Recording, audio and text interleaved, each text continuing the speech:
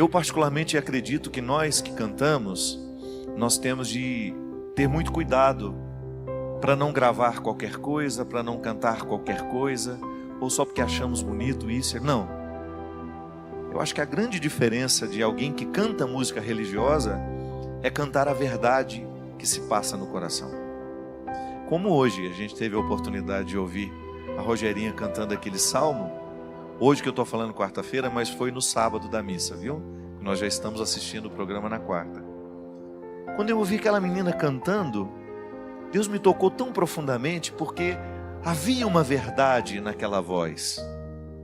Não é só uma voz afinada, não é só uma voz bonita, um timbre especial, não. É alguém que parece que está retirando uma convicção lá do fundo, cantando algo em que ela de fato acredita. Por isso nos toca. Para mim isso se tornou uma regra de vida desde o momento em que eu, muito precariamente, comecei a usar a música como um instrumento de trabalho, de evangelização. Eu acredito que não basta ter talento, não basta ter aptidão para a música, é preciso ter na alma uma disposição de permitir que Deus cante através de nós. Porque se você vai ouvir a música e se Deus não fala com você, não adiantou ter gravado. Vocês não fazem ideia de quanto trabalho existe para gravar um CD. E quanto custa caro. Quanto investimento para que hoje uma música seja produzida. Por isso que a gente fala que a pirataria é um crime, né? Claro que é um crime. Porque você retira a oportunidade de... Aquela contribuição que você compra, um CD que custa 19, 20 reais, você está pagando a vida de tantas pessoas. Tantas famílias dependem desse trabalho. Isso para mim é fascinante, porque quando eu tenho a oportunidade de pensar no benefício espiritual que uma música tem na vida de uma pessoa, nós não estamos falando mais de números. Eu tenho esse meu irmão aqui, quantos anos comigo já, Maurício? 12 anos já, é praticamente um filho que eu tenho. Com respeito à senhora, a sua mãe que está aqui hoje. O Maurício comigo há 12 anos, eu não tenho como pensar mais a minha vida, o meu ministério com a música, sem lembrar o nome desse menino. Quantas vezes eu cheguei ao coração de uma pessoa, enquanto eu falava, e ele dedilhava ao piano. Quantas vezes Deus nos usou, né, Maurício? Sei lá quantos shows, mais de 1000 eu acredito. Eu lembro que em 2008, 2009, a gente tinha uma média de 25 shows por mês. Depois a gente tomou juízo. Mas quantas vezes na minha vida, a minha música chegou ao coração de alguém e Deus teve a oportunidade de falar através de nós. Deus teve a oportunidade de proteger alguém. Quantos testemunhos a gente já escutou pela vida fora de pessoas que optaram por viver um pouco melhor por causa de uma coisinha que eu vi. A palavra bendita tem o poder de mudar a vida de alguém. Eu acredito nisso.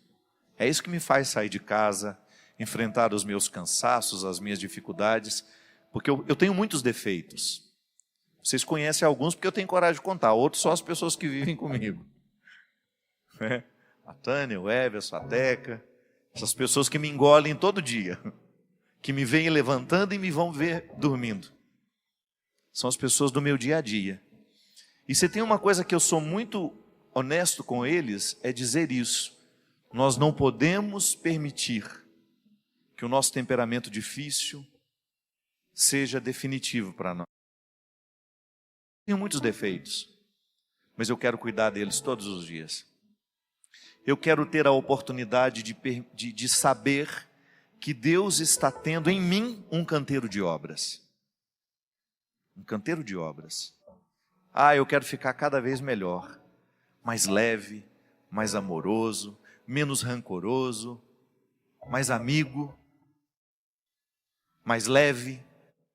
Porque esse é um projeto que eu não posso oferecer isso a você se eu não participo do mesmo projeto. Eu não vou lhe convencer disso se eu também não estiver vivendo essa dinâmica. Uma música. Se eu percebo uma verdade naquela que canta, ó, que susto, eu levei que pensei que tivesse um bispo sentado aqui. É o Papa, gente. Você também?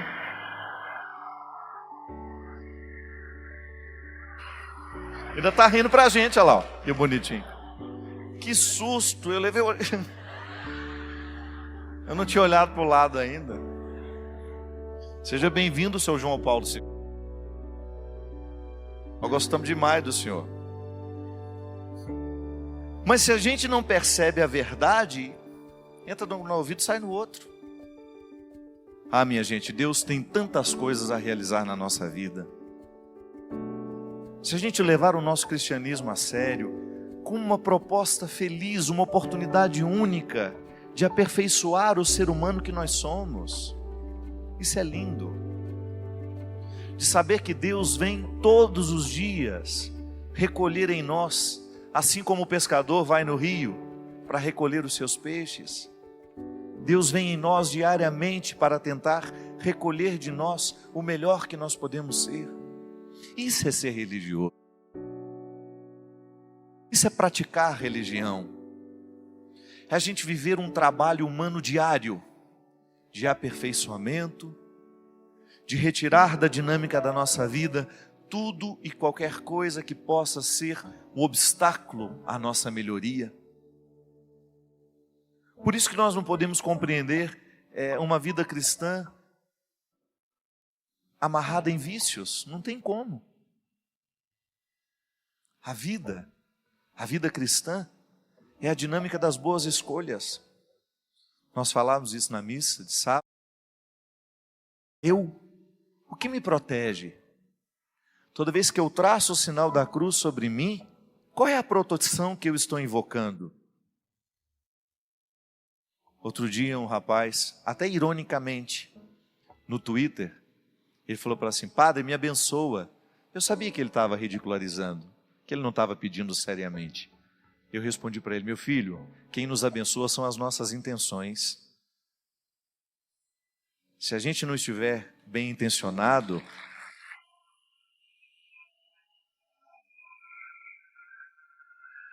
se nós não estivermos bem intencionados, Deus não tem oportunidade de fazer nada em nós. Bênção não é mágica. Não é uma bacia de água que derrama sobre nós, que vai modificar a nossa cabeça. Não é não. A bênção não é isso. A bênção é um sinal exterior de um acontecimento interior.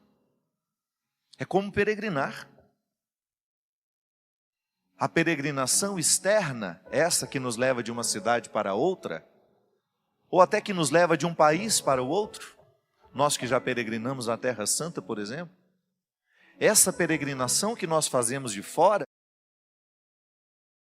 o nosso corpo, ela só produz efeitos em nós se nós peregrinarmos por dentro. E por dentro, nós andamos distâncias muito maiores. São aquelas distâncias que você precisa chegar para entender o seu jeito de ser. Por que eu sou orgulhoso? Não é da noite para o dia que nós ficamos orgulhosos. Alguma coisa aconteceu na nossa história. Em algum momento nós fomos machucados, ficamos envergonhados, ficamos humilhados, e de repente uma forma que você teve de lidar com aquela humilhação foi se tornando arrogante. Aí você caminha, guiado pela luz do Espírito, chega lá e entende, aí você modifica. Por que isso? Não tenho necessidade mais disso. Aquele que me humilhou nem está diante de mim mais. Perdeu o motivo. Não tenho mais que carregar essa arrogância dentro de mim. Não me faz bem. Não corrige o fato de ter sido humilhado um dia, humilhar outras pessoas hoje. Aí você fez uma viagem dentro de você. Ciúme também. Quantos de nós sofremos com ciúme? E nunca problematizou por que é ciumento. Ah, mas se você é um peregrino honesto, que quer viver a dinâmica do Cristo em você, terá de andar pelos caminhos que te levarão ao conhecimento do teu ciúme. Ir lá, olhar no espelho e se reconciliar. Corrigir dentro de você um jeito de sentir. Por que eu sou tão apegado às coisas materiais? Talvez porque você tenha tido muito pouco na infância. E depois, quando a vida lhe deu, você quis agarrar tudo como se a vida fosse lhe arrancar de novo. Minha gente, nós não somos por acaso. Nós não somos por acaso. E é muito bom você permitir que esse seu processo de amadurecimento seja o centro da sua vida cristã. Por que nós rezamos? Para que rezamos? Para ter acesso à nossa verdade. Para que eu vou para a igreja? Eu caminho de fora para ter a oportunidade de chegar dentro daquela igreja e ser imediatamente jogado para dentro de mim. Se eu vou à missa, mas não caminho por dentro de mim, essa missa não vai produzir efeito. Só ir lá para cumprir o preceito? Não. É uma dinâmica de vida interior, que faz bem demais a todos nós.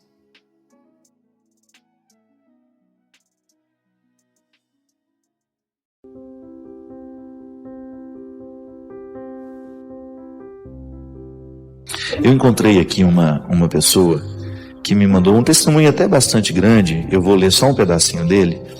Boa noite, Padre Fábio. Primeiramente, eu gostaria de parabenizá-lo pela vocação, pelas palavras de conforto que o senhor traz através dos programas. Tenho uma trajetória de vida bastante sofrida, massacrada ao meu modo de ver, e também de arrependimento, já que estão presentes há quase 2 anos em minha vida. Com grande pesar, digo que cometi os maiores erros que uma mulher pode cometer. Vivi uma vida de promiscuidade, tive uma família muito ausente na minha vida, pais separados, carência de pai, mas eu sei que nada justifica os erros que eu cometi. Mas é a partir de toda essa promiscuidade que a grande derrocada aconteceu. Eu me arrependi verdadeiramente de coração, enxergando cada erro e mudando de vida. Nesse tempo de arrependimento sofri muito, fui ao fundo do poço, tive as piores experiências que eu poderia ter com essa situação, não comia, não dormia, já passei 24 horas sem dormir, padre. E ao longo desse tempo dormia 1 ou 2 horas por noite. Eu me desgastei em tudo, como pessoa, na minha vida profissional, e foi nesse tempo que durante todo esse tempo, uma pessoa muito infeliz. Pedi perdão a Deus por todos os meus erros e pecados, e sinto que diante do que sou hoje, o Senhor me perdoou, mas eu não consigo me perdoar. Precisei sofrer muito para realmente mudar.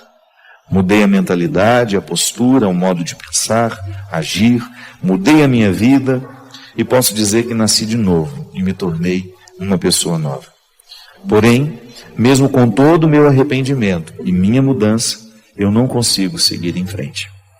Ainda tenho muita mágoa em mim, muita culpa, não consigo esquecer o passado, me sinto infeliz, inferior e me fechei para todos. Estou vivendo muita solidão e não sei mais o que fazer com a minha vida. Há 1 ano e 6 meses acompanho o seu programa, que tem me ajudado bastante.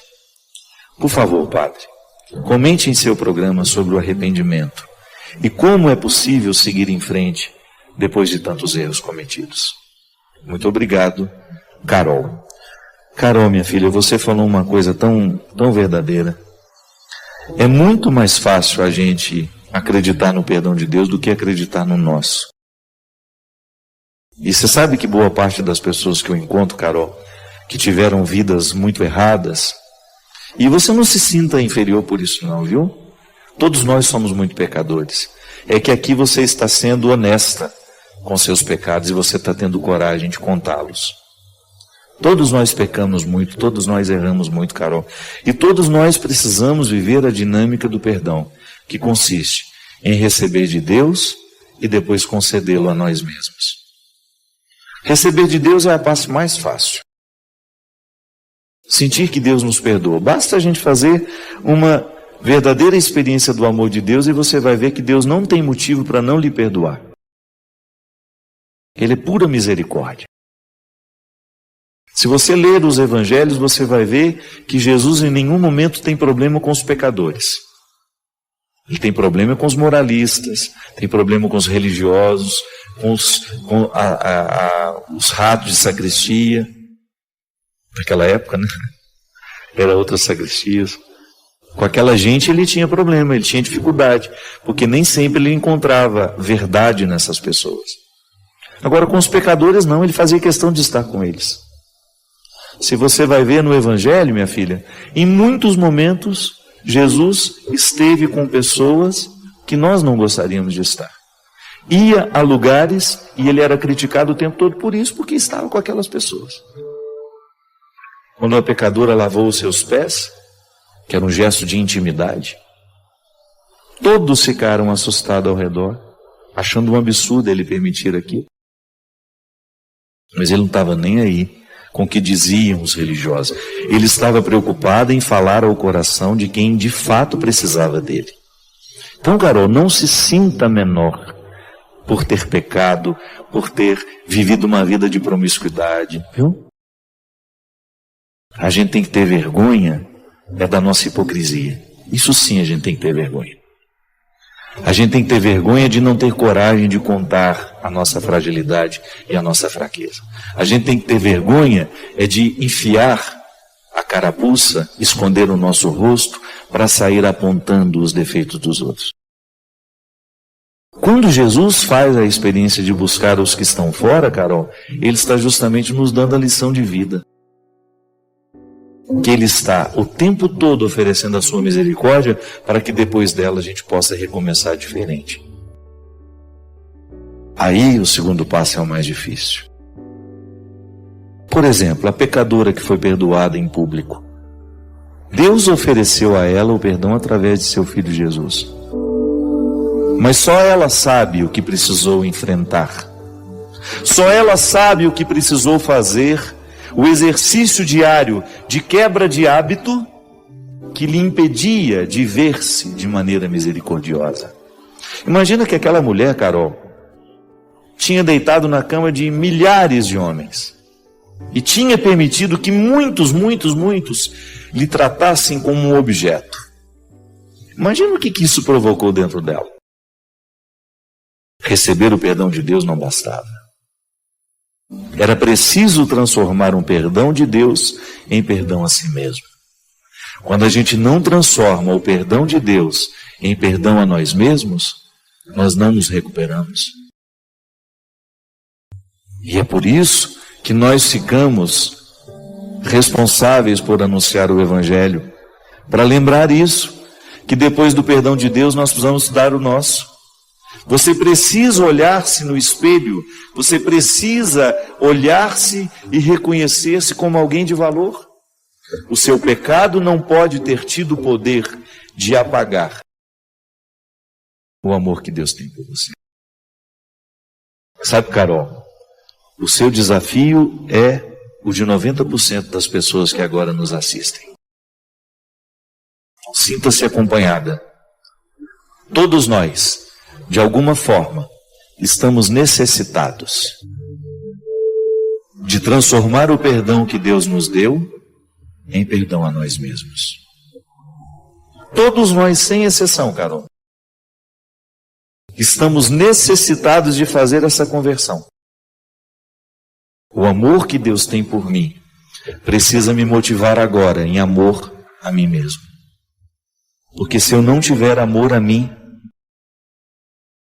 se eu não tiver respeito por mim, a vida se tornará impossível para mim. O que me leva adiante, Carol, é justamente essa capacidade de metabolizar o amor de Deus e ele se tornar tão presente em mim que ele vire naturalmente um amor por mim, um respeito pela realidade que me cerca, um respeito pelo território que é meu. Então, minha filha, olhe para tudo aquilo que você viveu, mas não olhe sem antes prestar atenção nas pessoas que Jesus escolheu para estar ao lado dele. São todas semelhantes a você. Todas as pessoas que Jesus quis, Carol, estão aqui, ó, são semelhantes a você. As pessoas que ele fez discípulos, apóstolos, As pessoas que ele recrutou, que ele quis perto dele, são todas parecidas com você. São todas com histórias semelhantes à sua, Carol. Então não tem motivo para não se perdoar. Não tem motivo para olhar-se com desprezo. É só você acreditar no Evangelho. É só você prestar atenção aqui, nos exemplos que estão postos. E você terá todos os argumentos para usar com você mesma. Que eu sei que esse argumento você não tem que dar ao outro. Nem adianta. Essa questão entre você e ele. Se você ousar a olhar-se com um pouco mais de misericórdia, você compreenderá ainda melhor o significado da misericórdia divina na sua vida. Seja bem-vinda, Carol, ao grupo dos que precisam acreditar em si mesmos. Seja bem-vindo ao grupo dos que Jesus quer por perto. Os que estão muitas vezes à beira do caminho, dos que estão envergonhados da história que viveram, dos que estão desacreditados, dos que não sabem para onde ir. Seja bem-vinda, Carol. Gente como você. Gente como você, que agora me assiste, que também tem o mesmo sentimento que Carol, que tem outro nome, mas que tem uma história parecida. E com você, olhe o Evangelho e veja que todos os que Jesus escolheu para estar com Ele tiveram uma vida muito parecida com a sua. É uma boa forma que a gente tem de avaliar o nosso cristianismo. Está aqui no Evangelho. Você perdoa aqueles que te magoam? Você perdoa aqueles que te ofendem? Ou você é um poço de mágoa? Está aqui, ó. Uma frasezinha simples que Jesus é um tapa na cara da gente. Que às vezes nós ficamos querendo compreender a complexidade das coisas, fazendo muitas perguntas sobre Deus, mas a gente não tem coragem de perguntar a nós mesmos isso. Eu perdoo da mesma maneira como quero que Deus me perdoe? Ou eu ainda não sou capaz de ter um coração simples, amoroso, que entende o mal que o outro tantas vezes está pronto para cometer? Mas veja bem como é interessante. O enfoque de Paulo é que o cristão se posicione dentro da comunidade numa perspectiva de exercitar constantemente consigo mesmo, exercitar-se diariamente numa conversão que lhe faça sair de seu egoísmo para viver comunitariamente, sempre pensando no bem comum. Quando eu penso no bem comum, eu tenho que necessariamente abrir mão do meu mau humor, da minha falta de caridade, da minha falta de justiça, da minha fofoca, porque senão eu não construo o bem comum. Como é fácil identificar, no meio de tanta gente, aquela pessoa que tem o dom de conciliar, de ajudar a resolver conflitos. E você identifica logo também quem é o que causa confusão, quem é o mais difícil, quem é aquele que coloca empecilho em tudo. E aí você percebe que o jeito de ser é também um pouco fruto da escolha. Sim, que com o tempo nós vamos perdendo a capacidade de reconhecer o que verdadeiramente nos salva. O que me salva são as forças do meu batismo. Eu estou aqui, com todas as sementes da salvação dentro de mim. Eu só preciso fazê-las florescer. Às vezes na nossa oração nós fazemos a mesma coisa. Nós ficamos pedindo o irrisório, quando Deus na verdade precisa nos dar muito mais que isso. Ah, padre, mas por que Ele não dá então? Sabe por quê? Porque quando eu estou preso no meu querer, Eu não consigo mover a minha vontade para que o agir de Deus aconteça em mim. O imaturo vai sempre prejudicar a ação de Deus, porque a ação de Deus, ela depende da nossa reação. Porque Deus quis que fosse assim. Deus pede o agir humano, sempre. Até para abrir o Mar Vermelho, o povo teve que colocar o pé na água. Quando Moisés estava apavorado, sem saber como iria fazer para atravessar aquele mar, ele corre lá, o que Deus diz para ele? Peraí, Moisés, eu vou resolver seu problema. Não. Ele dá uma ordem, fala para o povo caminhar, fala para que o povo continue caminhando. E somente na hora que aquele povo começou a colocar os pés na água, é que o mar se abriu. O povo precisou fazer a sua parte. O povo precisou manifestar a sua confiança.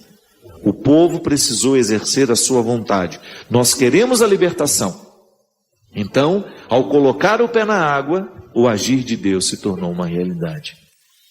E é por isso que a conversão será sempre para nós um exercício de deixar de lado as situações que nos privam de nós mesmos.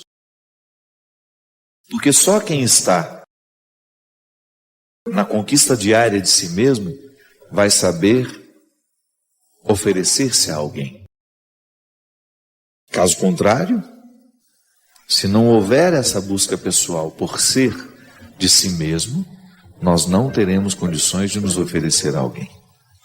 E nós não saberemos entender essa liberdade cristã. Uma palavra errada que você diz a um filho, uma palavra errada que você diz a alguém a quem você tem autoridade afetiva sobre ela. Eu, como padre, é um perigo eu machucar definitivamente o processo de fé de uma pessoa por causa de uma palavra cruel que eu posso dizer. Sim, e também o outro na minha vida. Palavra machuca. É a coisa mais preciosa que nós podemos ter na vida, é a palavra. Mas ela pode matar, mas ela também pode fazer viver. Um carinho pode matar, pode, se ele for mal intencionado, se ele for abusivo, se ele for desrespeitoso, se ele estiver quebrando uma inocência. Tudo nos é permitido, mas nem tudo nos convém. Por que nem tudo nos convém? Porque se eu identificar que aquele comportamento, que aquela escolha vai me prejudicar na minha relação com a minha família, com a minha casa, com aqueles que diretamente estão ligados a mim, por amor a eles, eu preciso não aceitar. Eu preciso retirar da minha história. Livre-se. Livre-se do cristianismo de vitrine. Não transforma ninguém. Queira o cristianismo que te coloca uma única lanterninha na mão, que é a misericórdia de Deus, para você ter condições de descer ao porão das suas necessidades, dos seus pecados, das suas misérias. Não se iluda com a vitrine, lá onde você está bonito, iluminado e admirado pelos outros. É lá no fundo, é no calabouço. O cristianismo é um movimento que nos faz descer as escadas.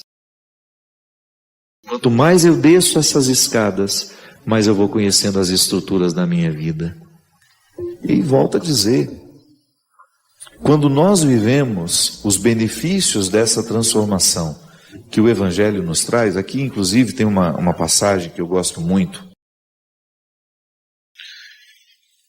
São Paulo chama isso de trazer para a vida do homem a glória de Deus. Então na oportunidade que eu tenho de substituir as minhas realidades humanas, que são naturalmente precárias, porque eu sou humano, por mais que eu consiga ser uma pessoa boa, eu sempre tenho a minha natureza humana que é invejosa, encrenqueira. Então eu tenho um contexto de realidades humanas que eu preciso administrar o tempo todo. Mas a minha vocação cristã me coloca na possibilidade de ter essa glória de Deus em mim. mas eu preciso buscá-la, tornar-se um referencial de pessoa que é capaz de converter o que é feio em bonito, de acender uma luz por onde passa, de ser uma luz no alto da serra. Sim, minha gente, nós não temos outra pretensão. É essa.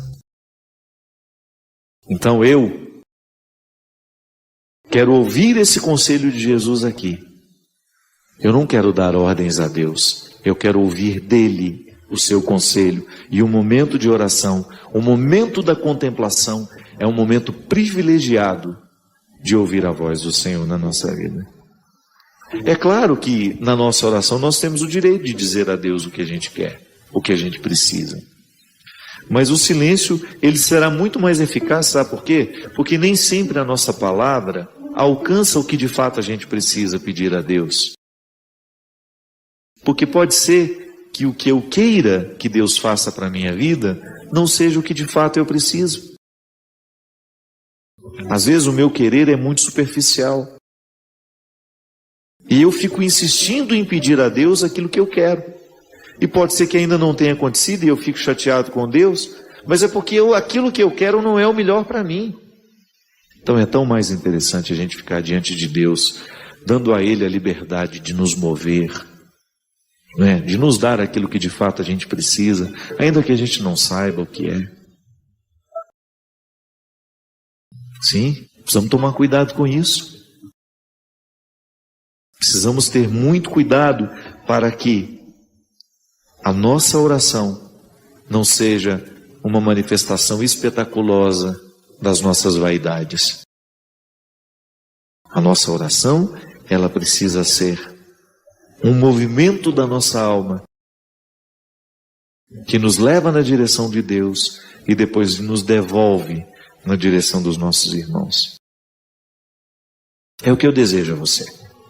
Muita coragem para que, munido dessa lanterna da misericórdia, você tenha coragem de descer no mais profundo do seu ser e iluminar, deitar luz sobre tudo aquilo que é obscuro na sua vida.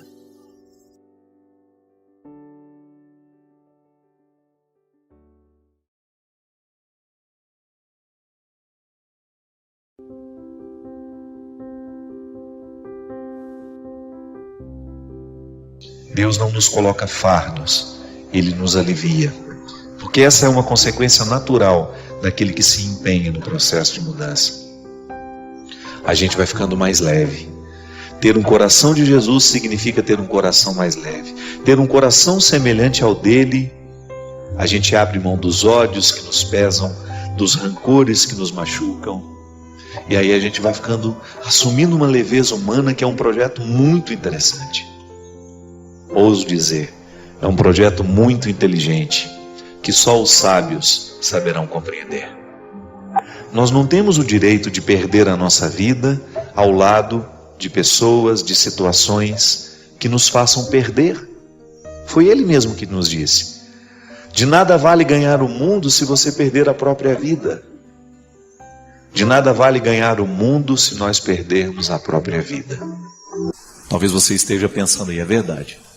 Em muitos momentos da sua vida você foi infeliz porque alguém negou o que você era. Não lhe deu a oportunidade de ser quem você era.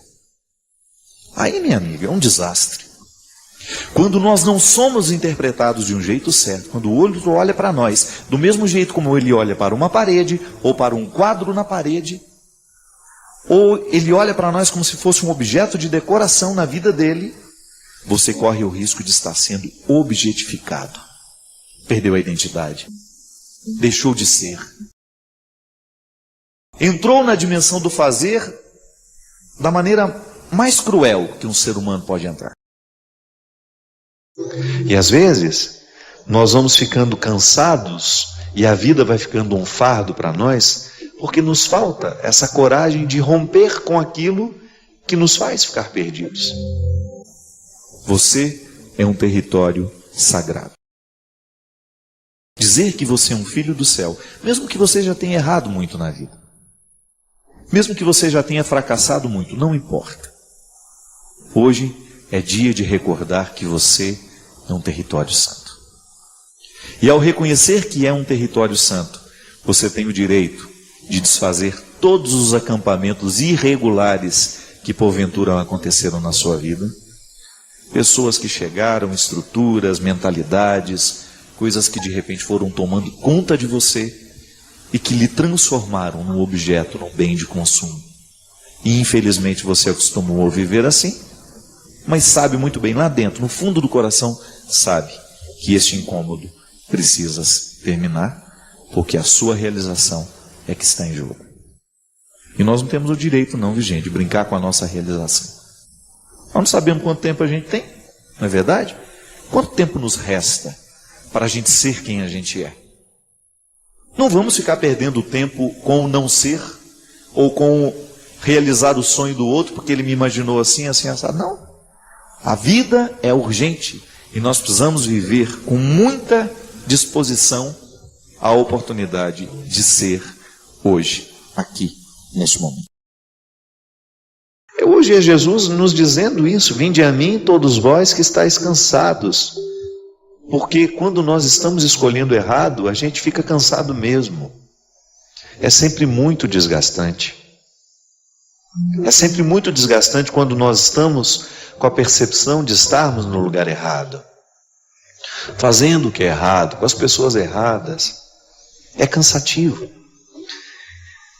Mas você não é um caso perdido por estar cansado. E ele oferece essa possibilidade de dar o descanso, de nos oferecer esse descanso. E como é que nós descansamos, minha gente? É ficando acomodados? Não.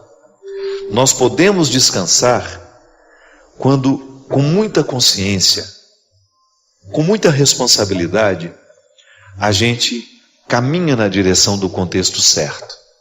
Quando você fala, olha, a partir de hoje, tudo que está ao meu redor, todos que estão ao meu redor, precisam facilitar a minha salvação. Porque em algum momento você pode descobrir, você de repente, através desse programa, através de uma leitura que você faz, através de uma palavra, você de repente descobre que você está vivendo a condição de objeto. E que na condição de objeto nenhuma felicidade pode ser possível à vida humana. E que nós não temos o direito de objetificar ninguém, nem tampouco aceitar ser o objeto do outro. É a vida. E é tão bonito quando nós descobrimos uns com os outros, né? Nossa, desculpa, eu estou te objetificando. Eu não estou deixando o seu ser livre. Eu não estou permitindo que você seja você. E o amor nasce disso, dessa capacidade de respeitar esses limites e de compreender que o outro está em processo de transformação, não naquilo que eu quero, mas naquilo que Deus quer para ele. E nisso consiste o amor humano, em acelerar o desejo de Deus na vida daquela pessoa. Para isso nós nos amamos, não é? Aí a gente identifica, sempre olhando como a gente propõe, né? Que na nossa vida nós precisamos rever o nosso jeito de viver constantemente. É um exercício de conversão. A gente lançar uma luz sobre o nosso modo de viver e ter coragem de reconhecer onde é que nós não fomos semelhantes. Qual foi a atitude de hoje que, ao invés de lhe fazer avançar na semelhança com Jesus, lhe fez retroceder? Qual foi a palavra que você disse hoje que não lhe fez ser semelhante a Jesus? Qual foi o pensamento? O que você pensou hoje? Até mesmo na relação com os outros, né? Pode observar. Muitas vezes nós não mudamos a atitude, é porque a gente não muda o jeito de pensar. É interessante como isso se dá muito na realidade, quando eu tenho dificuldade de conviver com alguém. Se não muda o jeito como eu interpreto o outro, não vai mudar o meu jeito de tratá-lo. Eu esbarro nisso o tempo todo, minha gente. Você sabe muito bem, me acompanha, sabe o tanto que eu sou público, a minha vida me expõe o tempo todo. E eu preciso ter muita segurança no ser, para eu dar conta de fazer o que eu faço. E de vez em quando esbarra pela minha vida, através de uma carta, através de um e-mail, pessoas que não entendem o meu ser padre. É natural. Só que, no momento em que eu não sou interpretado do jeito como eu preciso ser, eu tenho todo o direito de estabelecer aquele limite. Por quê? O outro não está me interpretando do jeito certo. Não sou um objeto de consumo. Mesmo como padre, ainda que eu tenha que doar a minha vida, eu não sou um objeto de consumo. Às vezes nós somos tão cruéis com o que a gente pensa, os nossos preconceitos, as nossas imagens distorcidas do outro. Nós somos muito dissemelhantes, não somos semelhantes a Jesus. Porque se nós olhamos para a maneira como Jesus se relacionava com os seus, era sempre uma postura acolhedora, amorosa, dura às vezes, mas nunca sem perder a ternura e o amor. Aliás, a dureza de Jesus só tinha sentido porque ele queria o bem das pessoas. Às vezes nós somos duros, não é porque a gente quer o bem, é porque nós somos cruéis mesmo. Não adianta você querer modificar a sua ação se você não modificou a raiz que provoca essa ação. É muito mais profundo. Não adianta nada você tentar mudar uma atitude concreta e prática, se você não modifica o motivo da atitude que está no ser. O ser é a casa de todos os motivos, não é? O amor nasce no ser. É por isso que aquilo que a gente realiza, os nossos gestos de amor, eles estão diretamente ligados ao nosso ser que ama. É por isso que o coração, quando ele está acostumado a amar, quando o ser se projeta sempre para a solidariedade, para o amor, para a fraternidade, ele vai ter muita facilidade de fazer o bem. Porque de alguma maneira ele já está orquestrado por um motivo maior interior que o radica naquela situação. O gesto que eu faço, ele pode ser até bonito, pode ser até bondoso, mas pode não ter amor. Por quê? Porque falta muitas vezes uma conexão entre o meu coração e o meu gesto. E quando é que eu vou obter as graças de ter um coração semelhante ao dele? Quando a vida for difícil, gente. Quando alguém me ofender. Então não é quando alguém me elogia que eu aprendo a ter um coração semelhante ao dele. É quando alguém me ofende. Quando alguém me machuca, com um gesto, com uma palavra. Quando alguém me trai, quando a cruz da solidão pesa sobre mim, quando alguém me injustiça, quando alguém me calunia, quando alguém olha, para nós, faz uma fofoca, uma calúnia, quando alguém nos desrespeita, é nessa hora que nós vamos ter a necessidade de ter um coração semelhante ao dele. Para quê? Aquilo que nos injustiça, aquela palavra que nos fere, que nos machuca, não tenha o poder de nos fazer perder a direção. E sabe que eu fico pensando que na vida nós somos muito carentes de situações que provoquem o nosso ser. Porque às vezes a gente faz tanto, a gente trabalha tanto, nós caímos numa vida de tantas atividades que a gente corre o risco de viver sem conhecer o que a gente é. Porque muitas vezes a vida prática estimula o nosso fazer e não o nosso ser. E é por isso que eu preciso ter os meus momentos de cultivar quem eu sou. É por isso que as religiões nos ensinam a meditação, o silêncio, a oração, a contemplação. Aí se você sai do campo da religião, você entra no campo da arte, por exemplo. Você vai a um espetáculo, você vai assistir uma ópera, você vai assistir um teatro, um show musical. Tudo aquilo está lhe proporcionando um esquecimento do que você faz e uma recordação daquilo que você é. A boa música nos faz mergulhar no contexto do ser.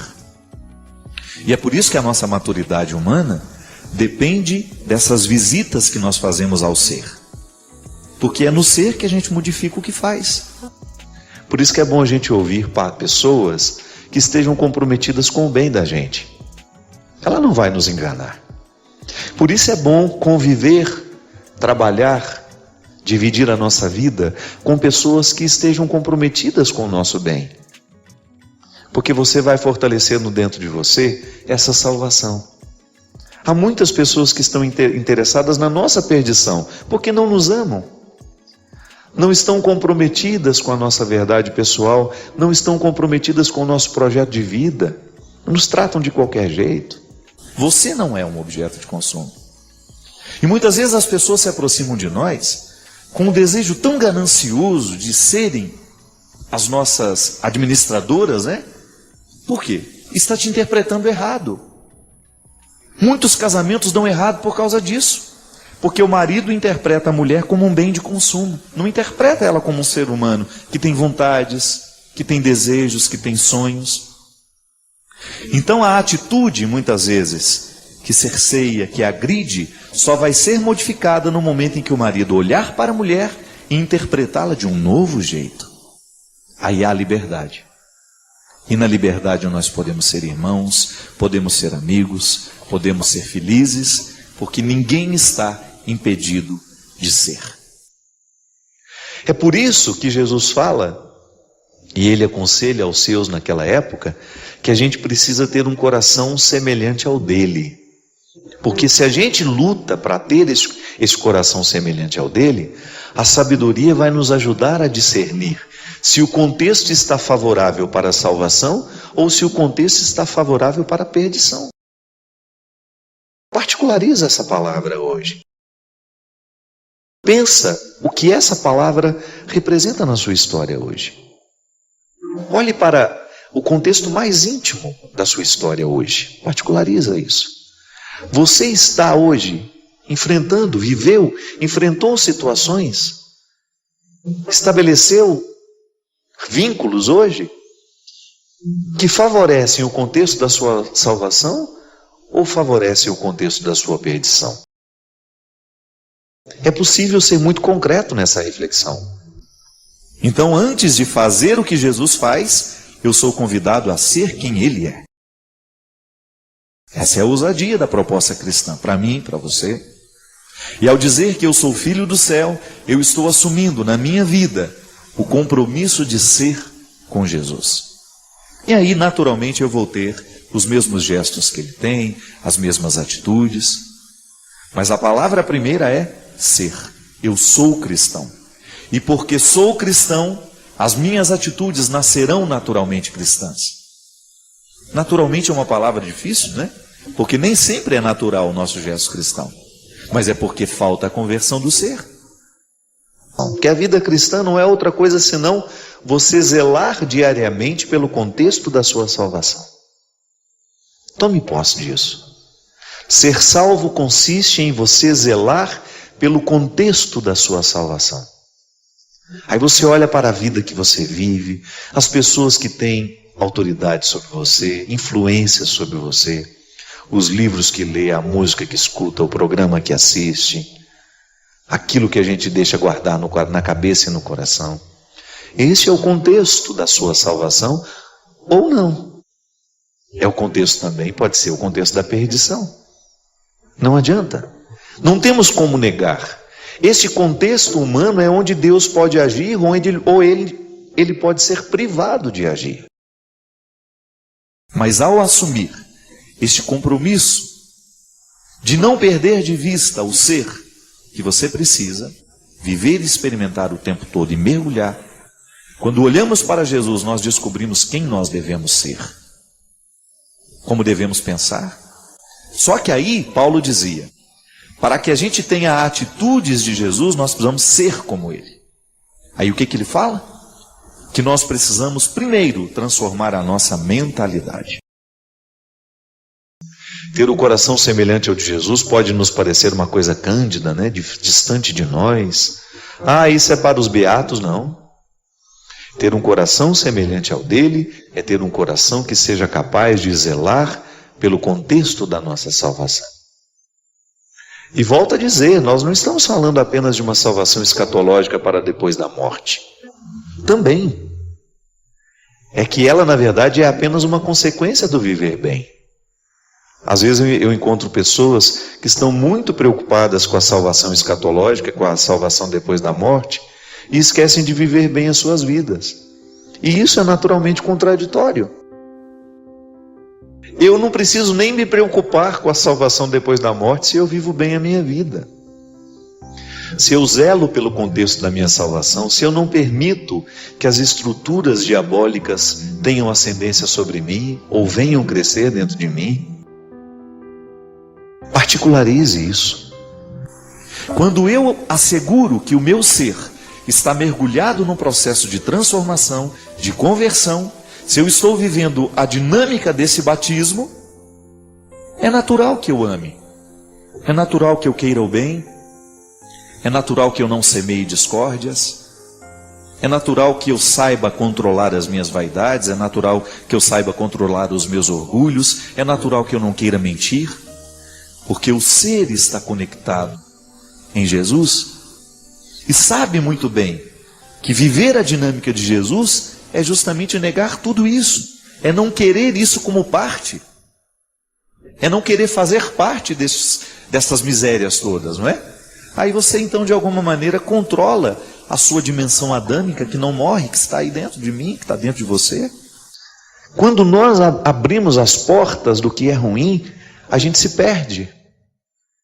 Mas quando uma palavra nos orienta e reata dentro de nós esse compromisso com a vida que todo ser humano deveria zelar para manter, a gente é salvo. Então a palavra é salvífica. A palavra tem o dom de nos colocar dentro de um contexto de transformação, de mudança, que significa também salvação. Viver a identidade é a gente de alguma maneira ter um referencial de quem a gente é, e a partir de saber quem a gente é, descobrir o que a gente deve fazer. Há sempre um ser que antecede o que faz. Isso é identidade, porque é refletindo a nossa humanidade que a gente vai se aproximar da santidade que nós tanto precisamos viver.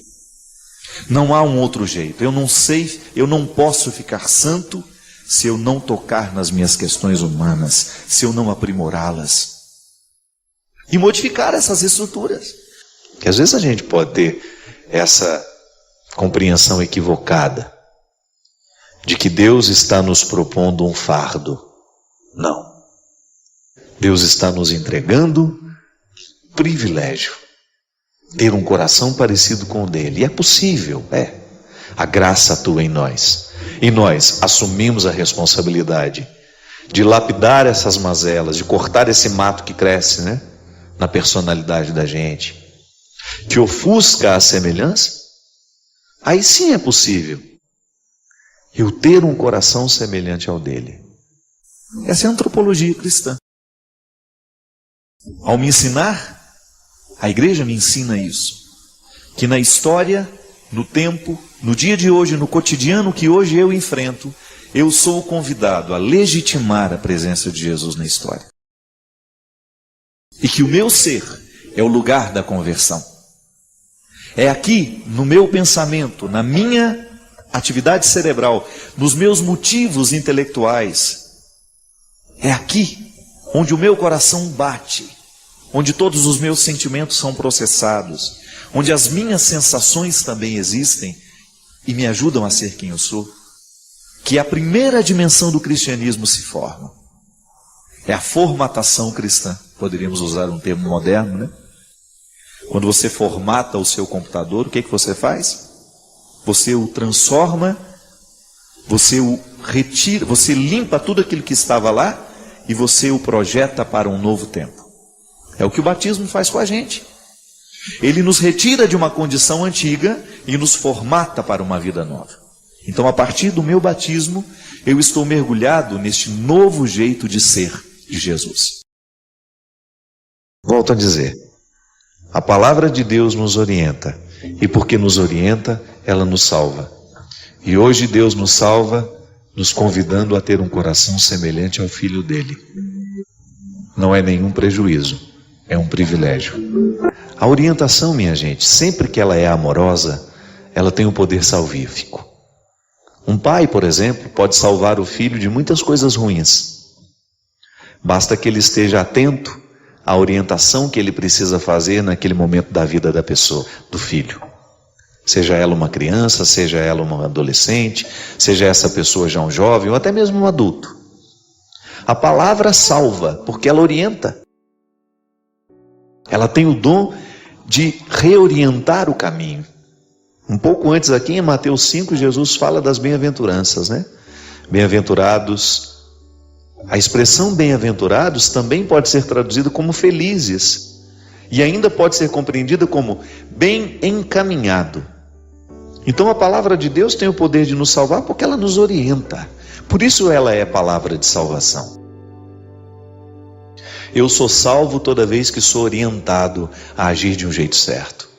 Toda vez que eu tenho condições de escolher melhor, eu estou sendo salvo. Quando a palavra nos orienta, minha gente, ela cria dentro de nós um contexto de redução da ação do que é maligno em nós. E o que nos salva são as mudanças que nos tornam melhores. Eu, quando lhe quero bem, eu estou lhe proporcionando ser quem você é e, ao mesmo tempo, ajudando a retirar os excessos que prejudicam o seu ser. Pedindo a Deus que nos conceda a graça de ter um coração semelhante ao seu Filho. E esse é o nosso propósito, diariamente. Quando a gente se coloca nessa caminhada cristã, outra coisa a gente não pretende senão assumir essa semelhança.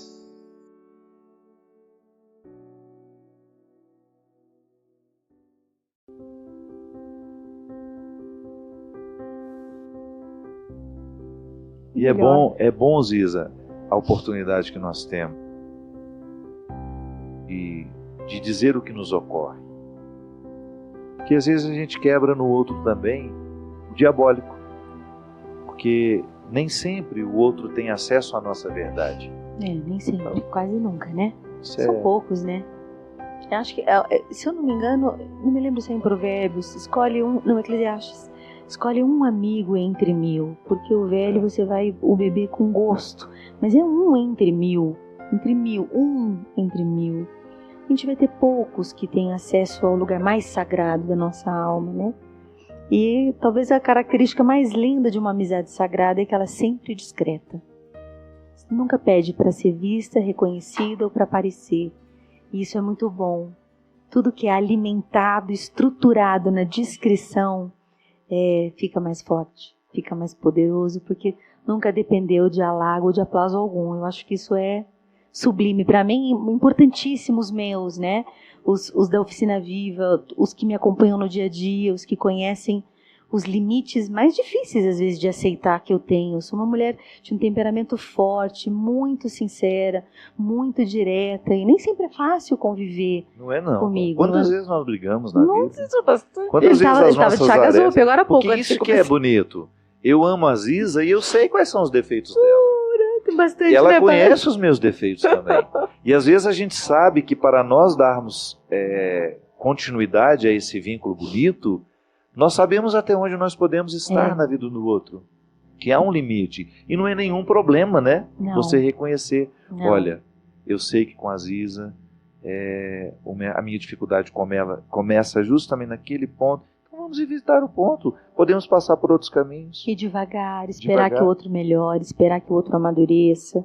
Quantas vezes... Eu só... Mostra aí o livro. Isso aí só existe pela sua teimosia comigo. De tanto que você insistiu comigo, não existiria se não fosse você insistir onde eu era frágil, insegura, com medo. Então, aqui, esse livro eu acho que ele é a concretização da tua paciência comigo, né? Insistência. Insistência é verdade, gente. Mas eu você tenho sabe que por quê, confessar. Ziza? Eu sou muito beneficiado com pessoas que fazem isso comigo. Agora até me ocorreu mais outras mulheres, a Léo, lá em Belo Horizonte, cuidando Andréia, da minha vida há mais de 15 anos, a Andréia, administrando-me, mesmo sem falar comigo. Sim. Você sabe que a Andréia é a pessoa com quem eu menos falo dessa gama de cuida. pessoas, e é a pessoa que sabe tudo. Tem agora a Carla Castilho lá em Belo Horizonte, que também eu não entendo nada de dinheiro, de pagamento, disso, daquilo. Como ela me auxiliou no meu... Padre, posso te ajudar? Posso cuidar de você, junto com a Cidinha, junto com o Everson, que trabalha comigo? Posso ajudar vocês a organizarem a vida de vocês? Ela tem um entendimento. a esse cuidado dela como uma amiga, como uma profissional extremamente qualificada. A Mônica, meu Deus do céu. A Anjo. Mônica que me lê. Anjo. Lê Ela mesmo. me lê. É. A Mônica, eu acho que é um dos poucos seres humanos que me lê. Eu não preciso dizer. Ela olha para mim, ela sabe que eu estou com fome, que eu estou com vontade de comer um bife com batata frita. Ela olha para mim, ela sabe que eu estou precisando tomar um shake de proteína da Essência. Ela é demais. Ela tem uma sensibilidade. Então eu sou muito beneficiado. Então qualquer coisa que eu fizer pelos outros não é nada perto do que Deus faz por mim através das pessoas que me cuidam. Sabe? Até a Maria, que vai lá em casa ajudar no dia a dia da casa, que me ajuda muito aqui também, nas minhas necessidades do projeto de campus. Quando eu olho para ela, aquela mulher simples, trabalhadora, falei, gente, eu poderia ter passado a vida inteira sem saber que a Maria existia. Mas foi eu mudar para a roça, ela é minha vizinha de frente. Ela você sabe como que a Maria entrou na minha vida? Ela começou a servir almoço para as pessoas que trabalhavam na obra. Na construção da casa. E o dia que eu fui lá primeiro, que eu fui ver a construção da minha casa, ela estava quase pronta. Eu não vi nada. Eu vi o projeto inicial e eu não tinha tempo de ficar fazendo isso, de ir lá. E o dia que eu fui, eu encontrei com ela subindo, descendo lá da... Aí ela me abraçou e falou, padre, o senhor não sabe como o senhor já me ajudou nessa vida. Aí eu pensei que ela estava se referindo ao programa, direção espiritual. O senhor não sabe como eu estou ganhando dinheiro. Pagando as minhas contas, fazendo reforma na minha casa, vendendo almoço para as pessoas que trabalhavam na obra. E desde aquele essa pessoa é especial. Eu pensei, eu quero ela perto de mim. Uma pessoa que trabalha, uma pessoa que não tem medo da dificuldade. Eu quero essa mulher perto de mim. E hoje a Maria faz parte da minha vida também. Não com a intensidade das outras, porque ela não vai todo dia. Sim. Mas só de saber que ela está lá em casa, só de saber que ela existe, que ela está do outro lado, que ela faz o melhor bolo de arroz do mundo, que eu compro o queijinho que ela faz, que ela produz. Eu fico pensando, meu Deus, como o Senhor cuida de mim através de tanta gente. Então, Ziza, qualquer outro movimento que eu faça para motivar as pessoas a extraírem as suas riquezas é apenas o centro do que Deus me dá. Por isso que eu já pergunto quando é o segundo. Meu Deus do céu! Na televisão, gente. Firmou bem o olhar Só do na padre? televisão. Não. Firmou bem o olhar? Ziza Fernandes, quando é que sai o segundo livro? Meu Deus do céu. Em breve, gente. Ficou bom o olhar. E você tem que escrever sobre as mulheres. Posso Vamos aproveitar escrever. o gancho. Você tem uma riqueza humana muito grande. A sua visão do ser humano é muito delicada, é muito respeitosa. Eu admiro muito a forma como você articula a sua fé em Deus com a sua esperança no humano. Eu gosto tanto de trabalhar com o ser humano. Eu gosto tanto de... Eu prefiro os cães, mas de qualquer maneira... Padre Fábio. Tô brincando. Eu chego em casa louco pelas pessoas e, sobretudo, pelos cães. Ok. Mas sério, eu gosto muito. Acho que por isso que eu sou tão apaixonada pelo projeto da oficina, unindo a arte e essa construção ou reconstrução, né, do ser humano, uma reintegração. É tão bom ver alguém refazer a vida, né? É tão pouco, às vezes, né? É tão pouco que muda a vida de uma pessoa. Só abrir um pouquinho o olho, passar um para-brisa assim, ó. Só. Você sabe que eu tive um testemunho lindo lá em Portugal. Eu acho que eu até contei no programa da semana passada. Chegou-me através da Amália. Amália, nossa querida que eu Amália. amo. Cheguei no hotel, Amália, minha peregrina. Aliás, você não faz ideia o que foi a minha conversa com ela em mais uma mesa. Fábia. Quem mais estava? Rosmarie. Chimentão. Deixa eu ver quem mais estava naquela mesa. Acho que a Cláudia do Espírito Santo. Estávamos jantando, de repente começamos a falar de exames de fezes. Amália. Amália trabalha com parasitologia. Isso. Gente, mas eu nunca ri tanto na minha vida. Depois de 1 hora de conversa, já estávamos até sabendo quem eram os principais fornecedores de fezes da Amália. Que a Amália é uma professora universitária. E o assunto foi estendendo, mas nós rimos tanto. Linda, ela é maravilhosa. Estávamos um dia, cheguei no hotel em Fátima, A Amália falou: padre, eu preciso mostrar uma coisa para o senhor. E ela me mostrou um testemunho de uma senhora que estava... Contou para ela. Ela ficou curiosa por saber o que a senhora está fazendo aqui, né? Por que a senhora veio de tão longe? Porque o padre Fábio de Mello me retirou da depressão com uma frase que me disse. A senhora disse. Uma frase. Ela estava assistindo televisão e eu disse: levanta desse sofá e vamos cuidar da vida. E por acaso, ela estava deitada no sofá, desanimada. Olha! E aquilo causou uma revolução na vida dela. Como é interessante a gente ter a oportunidade de saber, de modificar a vida de uma pessoa com uma frase que se diz, Isa. Isso é muito sério. É. Às vezes Deus só espera uma fresta para entrar e fazer uma revolução na vida de quem está necessitado. Parabéns, minha amiga, por abrir tantas frestas na alma do povo. Eu sou testemunha disso porque Deus me sustentou na morte da minha irmã através de você. Eu serei sempre grato a você.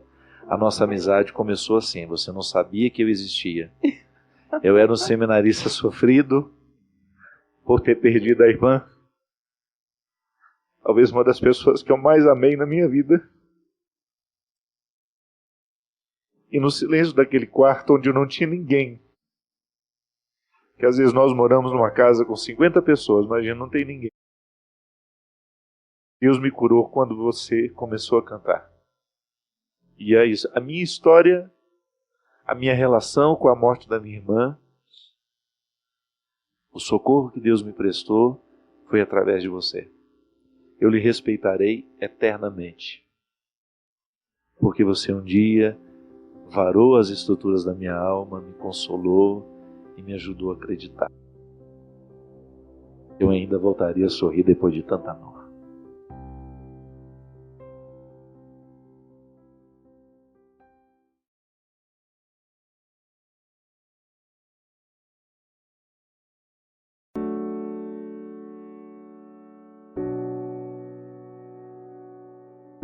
O que a gente precisa para a gente ser feliz?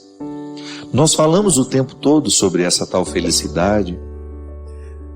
Nós acompanhamos o tempo todo as pessoas na tentativa de serem felizes. As nossas redes sociais, né?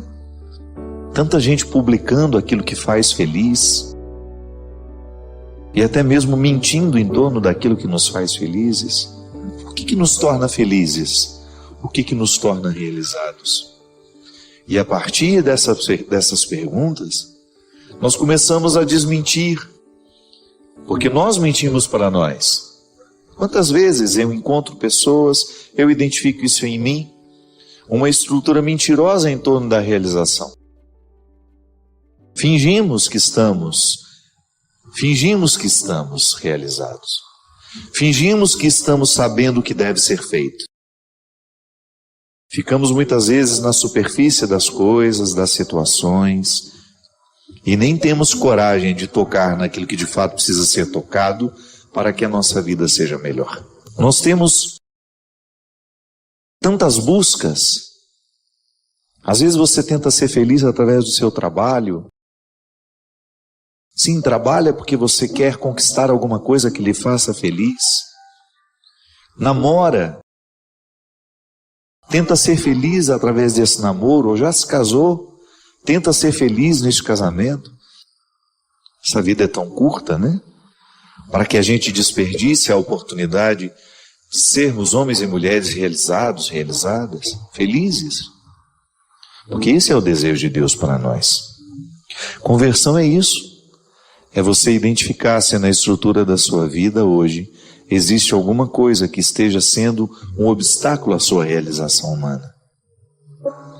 Então, quando eu olho para a estrutura da minha vida, aquilo que hoje eu preciso renunciar, eu estou vendo uma realidade que é favorável ao meu crescimento. Eu preciso identificar o que hoje, na estrutura da minha vida, está representando um obstáculo à minha realização. Pode ser que você identifique uma amizade, por exemplo. Uma pseudo-amizade, uma falsa amizade. Um coleguismo. que tem sido um obstáculo para o seu crescimento espiritual, afetivo, humano. Então nós precisamos o tempo todo ir articulando a realidade que nos envolve. Eu gosto de chamar isso de as nossas ambiências. E a partir dessas ambiências a gente buscando honestamente estar no lugar que a gente realmente deveria estar. Eu acho que todo ser humano, ainda que não esteja muito consciente disso, está sempre tentando ser feliz, até quando erra. Até quando nós erramos, nós estamos de alguma forma tentando ser felizes. Pode ser que você esteja sob a influência de uma pessoa que não lhe quer bem, que esteja lhe viciando naquilo que lhe destrói, ou que esteja lhe retirando de um contexto de fidelidade a si mesmo. Sim, nós podemos muitas vezes ficar viciados em pessoas que nos fazem mal. E de repente o inimigo vai minando as nossas coragens, as nossas disposições, e a gente vai se afastando do caminho que Deus quer para nós. Volto a dizer que é um caminho de realização, é um caminho de felicidade. Deus não quer o nosso sofrimento. A gente sofre porque nós somos humanos, faz parte da nossa condição, mas é muito mesquinho a gente ficar pensando que Deus ficou mandando aqueles sofrimentos para nós. Não, Ele não precisa mandar, os sofrimentos estão diante, estão no caminho de todo aquele que quer viver bem. Da mesma forma como Ele também não pode nos livrar desses sofrimentos, porque faz parte da vida. Faz parte da vida sofrer. O que Ele nos assegura é a sua presença. Então requer muita honestidade intelectual. Nós estamos falando aqui de colocar a inteligência para funcionar. O que hoje na estrutura da minha vida é um obstáculo à minha realização humana? Você já me escutou falar aqui sobre realização humana? Que é justamente essa adequação que nós fazemos de tudo aquilo que nós podemos e não podemos. Sim, porque um ser humano realizado é aquele que já tomou conhecimento de tudo que pode e de tudo que não pode. E a partir deste poder e não poder, cria-se um espaço de satisfação. É a satisfação de ser quem é, de fazer o que faz, de trabalhar no que trabalha, de estudar o que estuda, de conviver com quem convive. E nem sempre nós conseguimos, dentro desta realização, fazer somente aquilo que nos agrada. Eu, particularmente, gente, gosto de pensar que Deus é sempre favorável, que a minha experiência com o Senhor é sempre favorável a mim. Nunca, nunca, nunca eu pude entender que a minha experiência com Deus pudesse ser um obstáculo para a minha realização humana. Deus quer o meu melhor. E há muito tempo eu fui arrancando de mim, sabe, algumas compreensões equivocadas de que Deus queria o meu sofrimento, por exemplo. Deus não tem nenhum interesse que você se torne uma pessoa infeliz. A infelicidade não é um projeto de Deus para a nossa vida. É por isso que no projeto que Ele tem para cada um de nós, Ele nunca retira os obstáculos. Porque nos obstáculos nós encontramos a força para a gente poder alcançar aquilo que a gente tanto deseja. Sim, precisamos vencer diariamente os obstáculos que nos privam de viver essa felicidade, essa realização humana. Mas o problema é quando nós não sabemos, quando nós não temos clareza do que de fato nos torna felizes. Eu gosto de compreender a felicidade com um pouco mais de profundidade. Pode ser que a palavra felicidade esteja muito esvaziada de significados. Pode ser que ela tenha se tornado muito vazia para os nossos dias.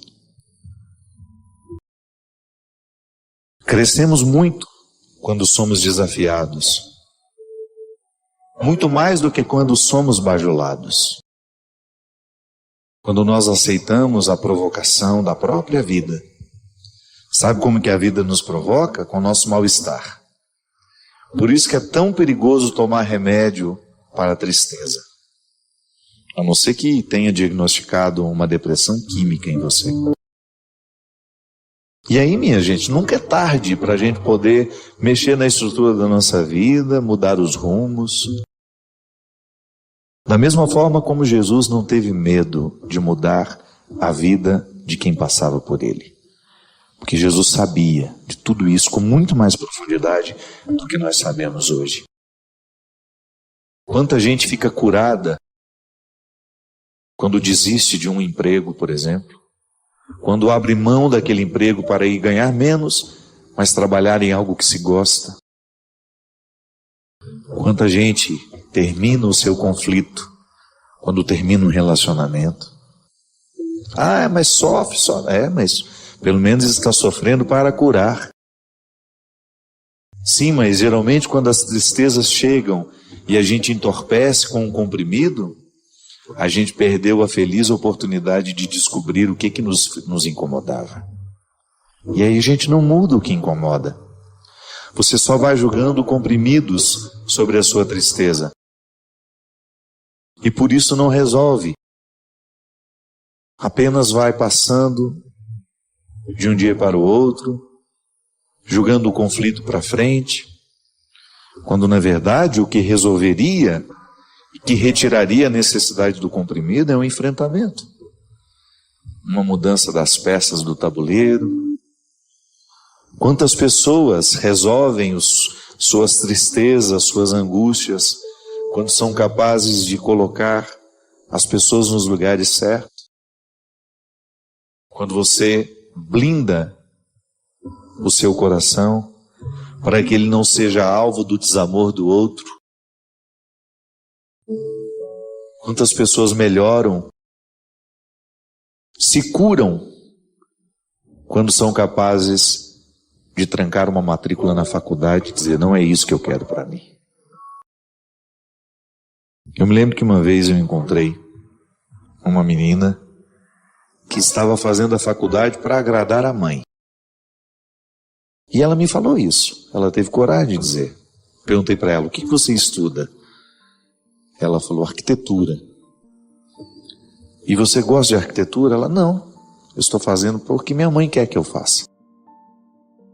E eu achei aquilo muito cruel, né? Uma faculdade de arquitetura dura uns 5 anos na vida.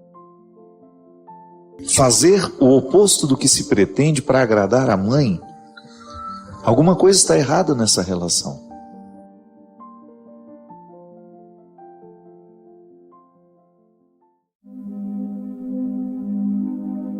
Apoie o nosso trabalho. Like, inscrição e compartilhamento. Coloque o seu pedido de oração nos comentários.